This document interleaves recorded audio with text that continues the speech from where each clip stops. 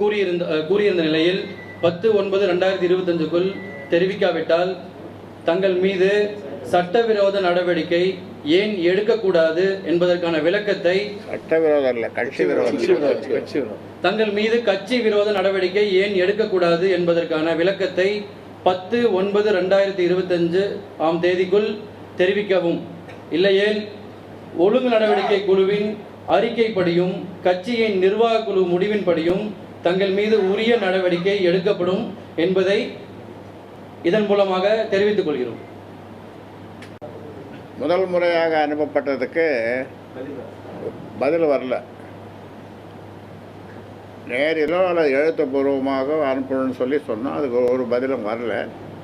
வராதனால மறுபடியும் நிர்வாக குழு கூடி ஒழுங்கு நடவடிக்கை வேறு விதமாக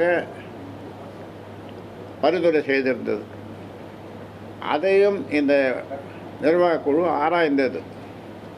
அதையும் ஆராய்ந்து இன்னும் ஒரு வார காலம் அவகாசம் கொடுக்கலாம் என்ற முடிவிலே 10ஆம் தேதி வரை மீண்டும் அவகாசம் கொடுக்கலாம் என்று இந்த ஒழுங்கு நடவடிக்கை குழு ஒரு மனதாக நிர்வாக குழு ஒரு மனதாக முடியும்.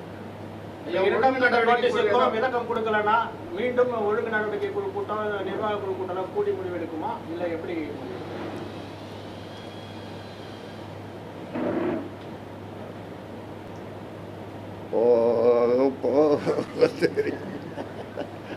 இந்த பாட்டை எத்தனை நாள் தான் நான் பாடுறது?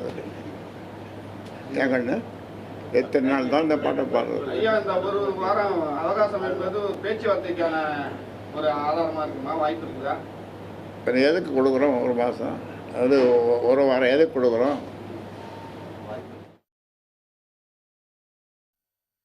அன்புமணி மீதான 16 குற்றங்கள் குறித்து விளக்கமளிக்க ஏற்கனவே கால அவகாசம் வழங்கப்பட்ட சூழலில் தற்பொழுது செப்டம்பர் 10ஆம் தேதி வரை கால அவகாசம் நீட்டிக்கப்பட்டிருக்கிறது. இதனை செய்தியாளர் சந்திப்பில் ராமதாஸ் தெரிவித்திருந்தார். உடனுக்குடன் செய்திகளை தெரிந்து கொள்ள சன் நியூஸ் பெல் ஐகானை கிளிக் பண்ணுங்க.